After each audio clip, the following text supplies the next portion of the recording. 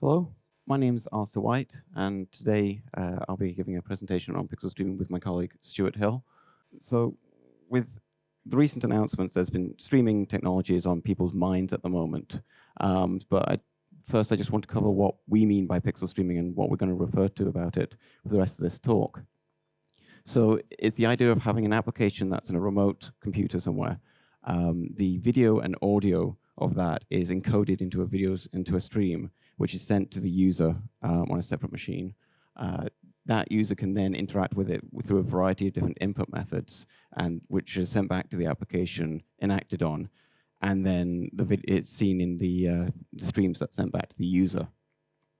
We talk about it being sort of a real-time interaction. So we're talking about less than 100 milliseconds between the user having an input and seeing the result of it in the stream that they're getting. So that's kind of what we mean by pixel streaming for this talk.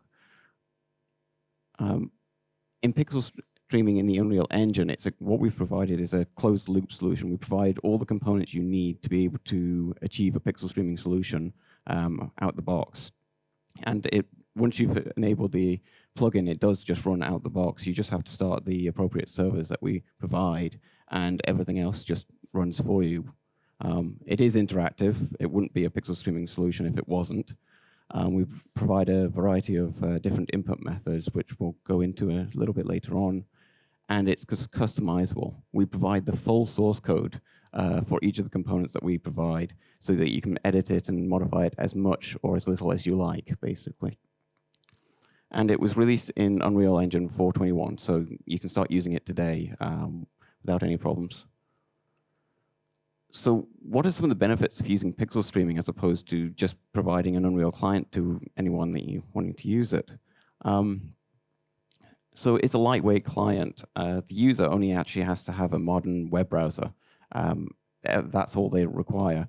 Everything else is done on the server side, so there's no need for any prerequisite installations. There's no need for download of the binary, which can go into the gigs of size. You don't need to worry about any of that at all. As long as they've got the modern browser, then they can start using it. We also provide multi-user support. Because it's just effectively a video and audio stream, we can multicast that to as many users as needed. So you can have multiple users seeing the same stream at the same time without actually having to worry about trying to sort that out in the client or have any back-end structure for that. And security is actually quite an easy one to do because it's just a web page that you're providing. So all the user has is the video and audio stream. They don't get the client, so they don't have any of your private IP at all, and they don't have access to sort of reverse engineer any of that. Also with that, because it's just a web page, you have the same security that you do with web pages. So you can have user authentication, you can have it time limited to specific time periods for each user, all the other normal security measures that you can for any normal website. So there's a lot of extra protection there, depending on what kind of projects you're working on. These are some of the example use cases we had when we first started developing it.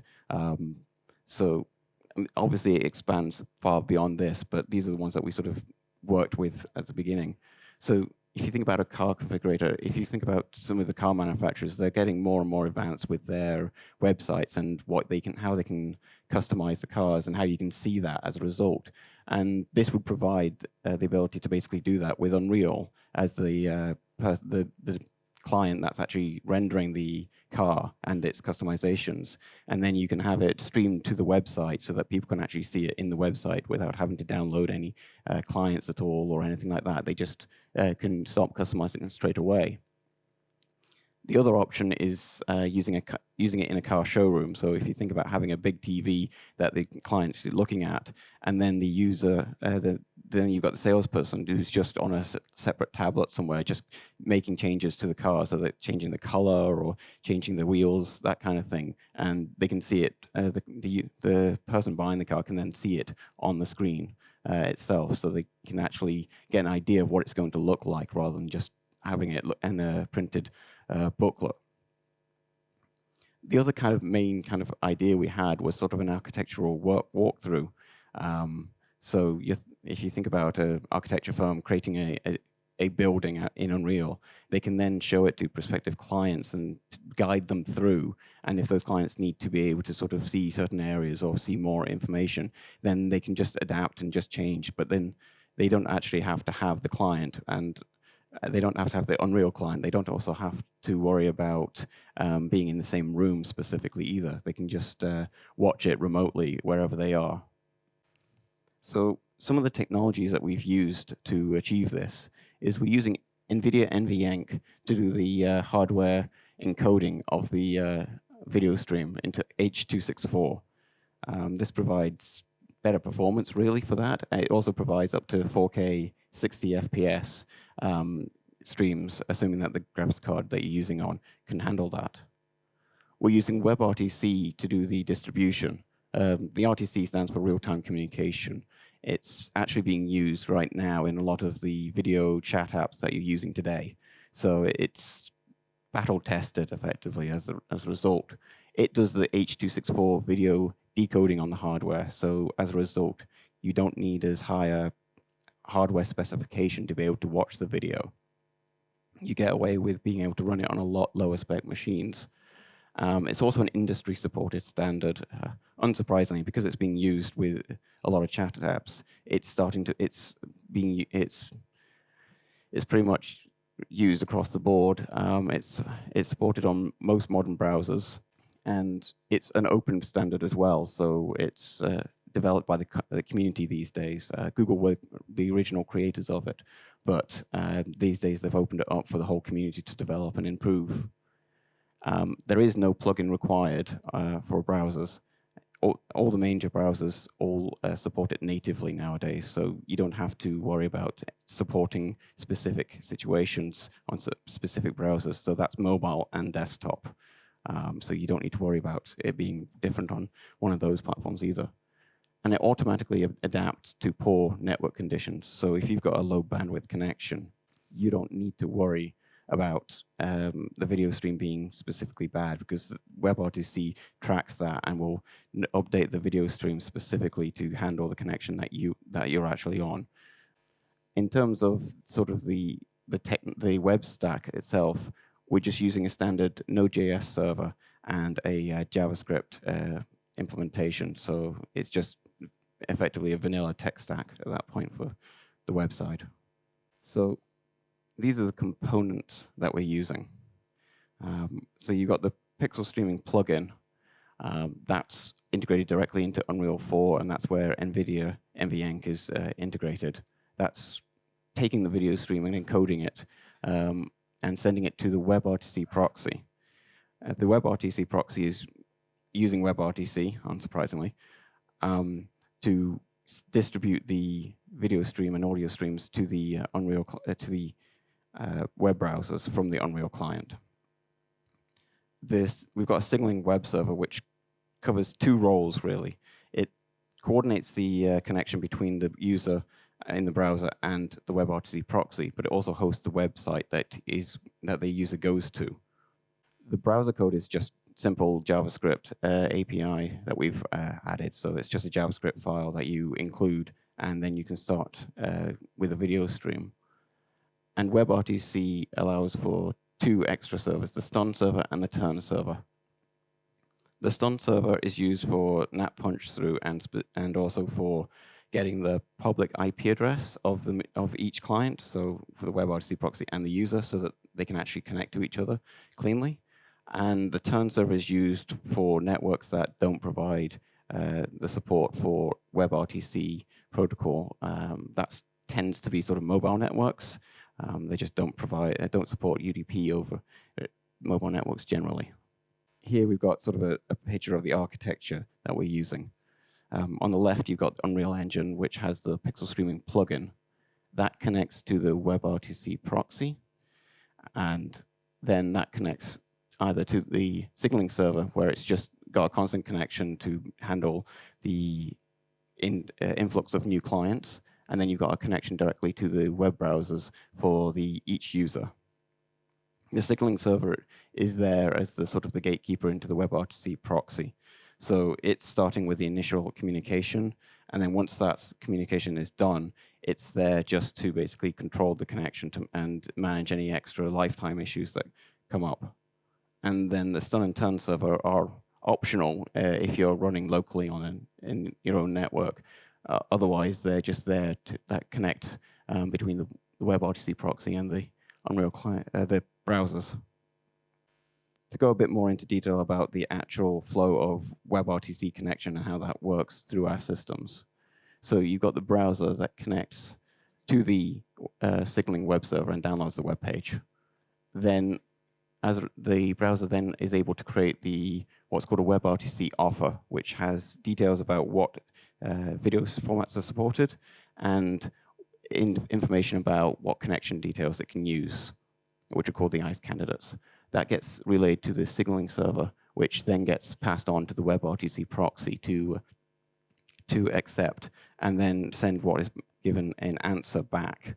So that gives the WebRTC proxy's own supported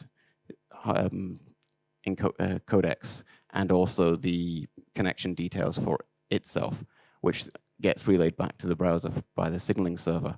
Once that's done, the browser and the WebRTC proxy will have a connection between each other, and the video stream and audio stream can get sent straight across from WebRTC proxy to the browser. And any inputs that need to be given are sent back from the browser directly to the WebRTC proxy, which forwards it onto the Unreal Engine. At this point, I'm going to hand it over to my colleague Stuart, who's going to go a bit more into this sort of implementation detail of this. Yes. So, thank you, Alistair. Hello. Yes, I'm Stuart Hill. I'm a senior programmer at Epic Games. So I'm just going to show you this diagram and talk a bit about the data flow through this. Essentially from left to right, so we see here the plugin, the proxy, and then to the far right would be the client. And from left to right is flowing video and audio information, and then flowing in the exact opposite direction would be inputs like mouse movements or keys on the keyboard or touches on a tablet computer. So in terms of the way the plugin works, so we really start with the back buffer, which is the final destination for all the rendering that UE4 does, which traditionally would be displayed on your monitor, but in our case, we want to take it out and encode it and compress it. And then we have the audio as well. And of course, sending video and audio across the internet requires compressing them. So we have a couple of delegates, a couple of callbacks into the Slate UI system, which allows us to access the back buffer, as well as being informed of certain events like the resolution of the back buffer changing. Then we begin to initialize the NVIDIA NVENC system, which compresses into the H.264 format. We tend to use NVIDIA and H.264 because they're very common. They're commonly available. So in terms of initializing the NVIDIA NVENC system, yes, you have to tell it about like the resolution, the frames per second, the number of frames per second you want to encode, as well as a target bit rate. So with these compression systems, you can actually have some control over how the extent to which things are compressed. And it would do that by, let's say, throwing away more high-frequency information or quantizing to less possible values. The encoding happens asynchronously, so we have an encoder thread which has an event which will get signaled whenever the encoding, the compression has happened. And one of the good things about NVENC is that it's compatible with Direct3D. So if you want to pass it a texture, you can just do that. You can just register the texture with the NVENC system. You don't have to do anything special.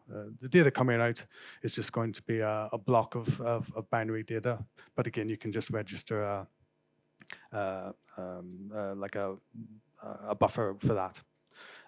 So whenever the back buffer starts receiving anything, it'll then attempt to establish a connection between the plugin and the proxy.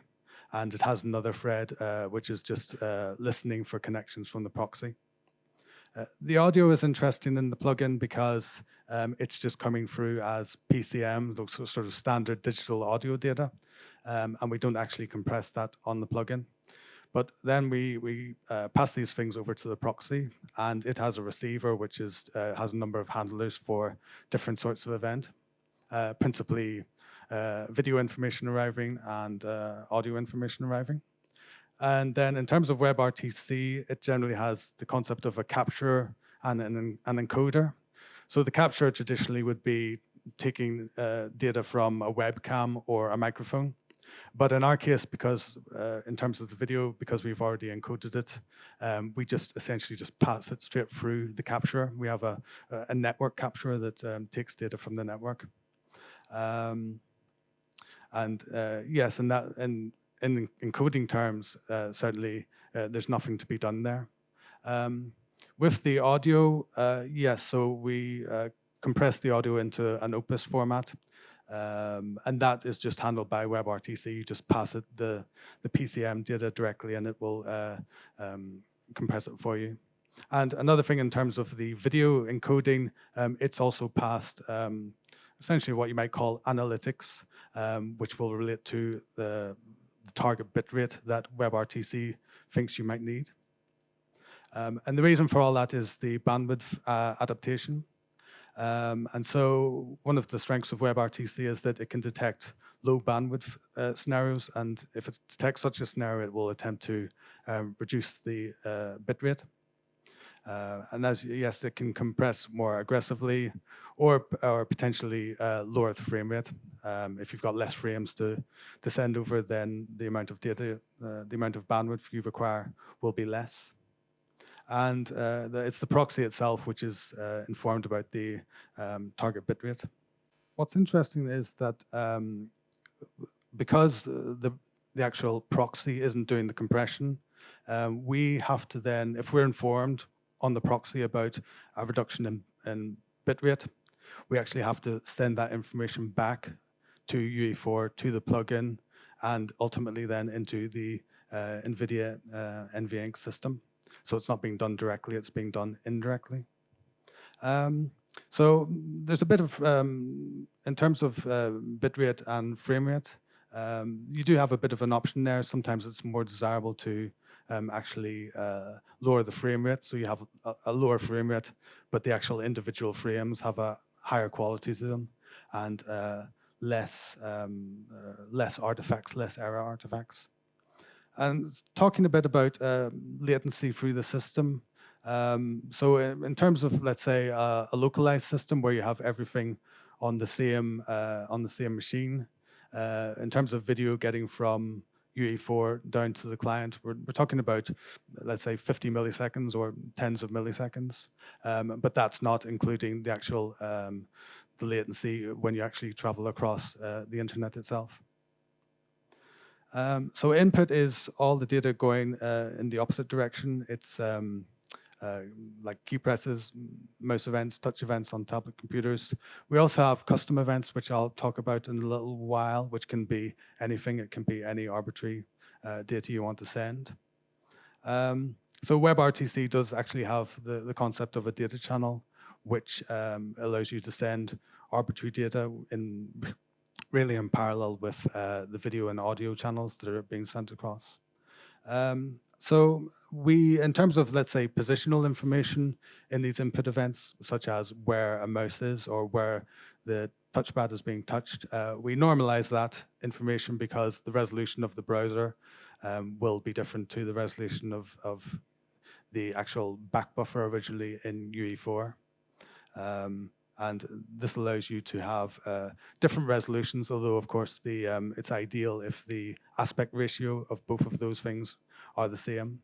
And we quantize the positional and delta information as well, because we send actually quite a lot of input data if you're, for example, moving the mouse, and we don't necessarily throttle that information being across, so we can end up sending quite a few messages. One thing I think which is very interesting is this idea of customizing your web pages, because although you could add user interface elements actually within Unreal, and those would be then broadcast, the video would be broadcast and you can interact with the UI directly in UE4, it's usually better and more natural to actually have the user interface elements for your app that implemented actually in HTML. And so in this case, this is the sample that we provide with UE4. You can see on the left, you've got like buttons to change the character of these Paragon assets. And then in the top right, we have some little debug functionality. And to allow you to implement this sort of custom HTML, we provide a special component, an input component, which is a blueprintable class in it. It has a delegate which you can then bind, and you can get that will then receive any data coming from the browser. And you can send data both ways. We have a send response function, which will just send the data going back. So in terms of the parameters of these functions, we just use just a string.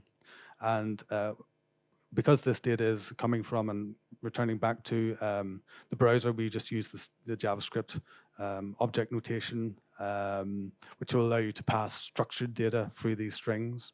And in fact, the component has a couple of helper functions to allow you to parse the JSON data coming through in UE4.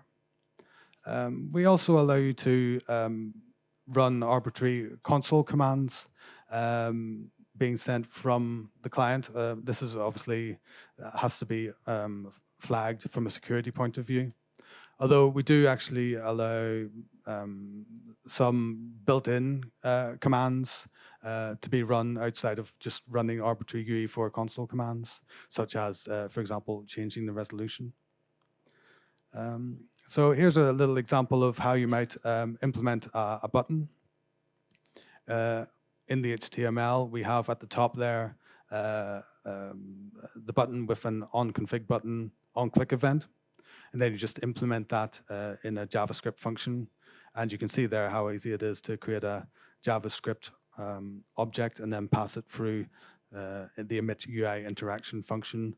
And that object will be serialized to a string. And you don't have to do anything, that just happens automatically. And then in the bottom right, we can see that we actually have some blueprint, that's binding the event to the input event. And then that is just, that takes the descriptor, which is the string, which you can do with as you choose. So in terms of sending data back, in the bottom right, you can see that we have just a blueprintable function, which in this case is sending the 1080p string, which is, we're using that to ascertain whether UE4 is capable of running at a 4K resolution.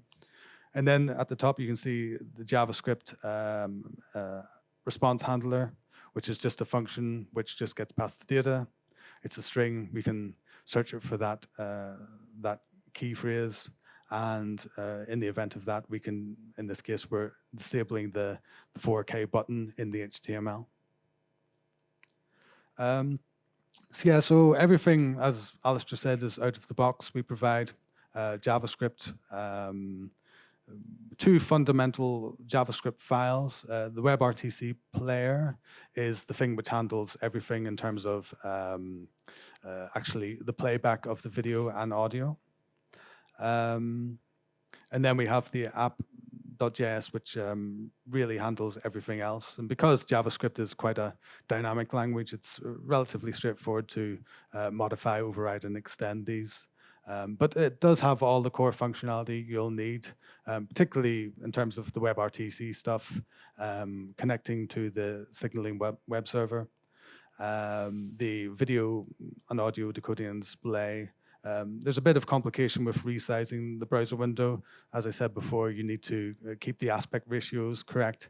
And so we've got some code that will add black bars to the top and bottom of the browser window, or the sides of it to essentially mat out part of it to keep the aspect ratios the same.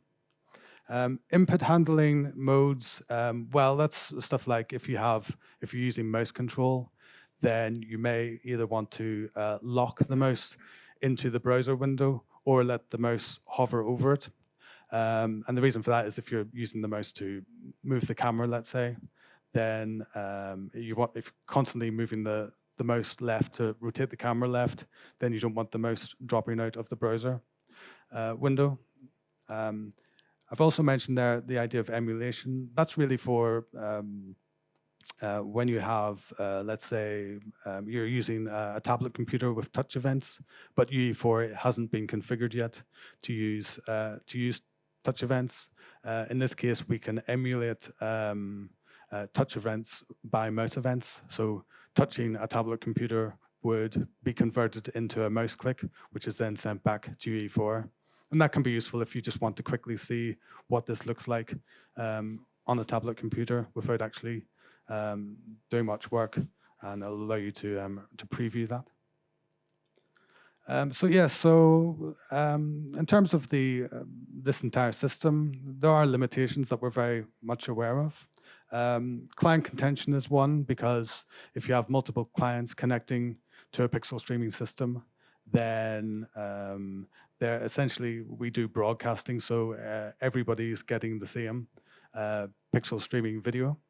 And it's the same with input, so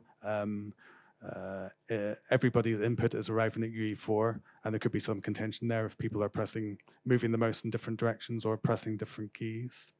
And in terms of the adaptation, again, with the bitrate stuff, it's all the same for every client, where of course in reality the capability, the bandwidth available to different clients might actually be different. The platform stuff, yes. So at the moment it's only on Windows and only runs on NVIDIA machines. And it's very much, as you'll see, if you activate the plugin, it's a beta version at the moment.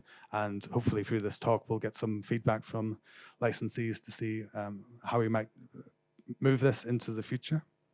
But of course, we're aware of certain potential improvements that we could make. The top one is actually quite interesting because it's about, at the moment we have a separate proxy which is outside of UE4. And as I said before, it's the proxy that will be informed by WebRTC of target bit rates. And we then send that back to UE4 for a message. And that's not a natural way for WebRTC to work.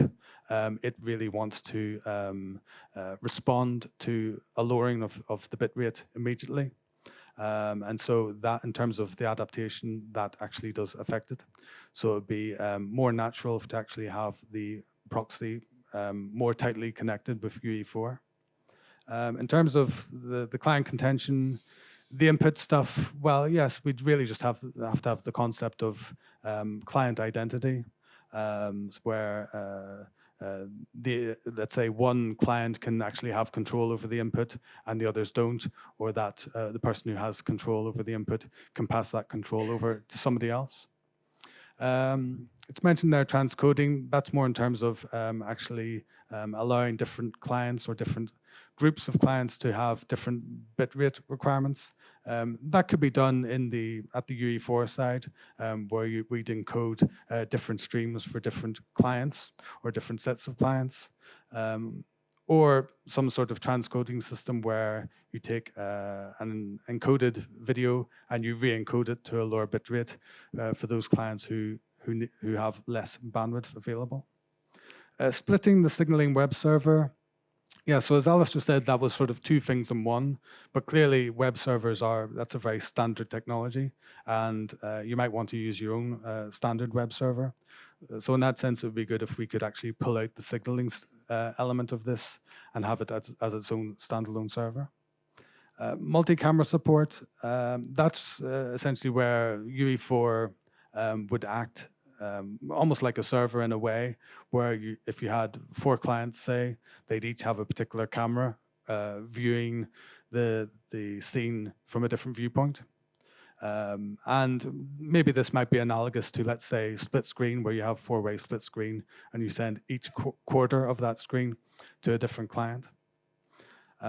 Hardware support, well, that would just principally, I guess, for us would mean supporting Linux and also, let's say, AMD machines, and that's all entirely feasible. Controller support, well, so the pixel streaming technology we have isn't per se aimed at gaming. It's more in the enterprise sphere, as you saw with some of the examples we gave. But it certainly would be useful to have support for game controllers. And the NVIDIA NVENC system currently only works with D3D11. So if you wanted to have, well, D3D12 support isn't really possible unless, of course, you actually go back and forth. You transform D3D11 textures to D3D12 and back again. So in terms of further information, yes, it's the entire pixel streaming system is very well documented online. And that's useful, particularly if you want to get some of the command line parameters that you can use to modify the behavior of the pixel streaming system. We have a showcase sample, which you've seen a few screen grabs of here today. That's useful because it not only allows you to see it in action, but also it has custom HTML with all the buttons and so on, as well as on the UE4 slide, the extra blueprint that you might need for creating your own custom events. And then finally, of course, UDN will be available to you if you want to ask any specific questions. And that's it from us, from Alistair and I. Thank you very much for coming. Yes, thank you. Thank you.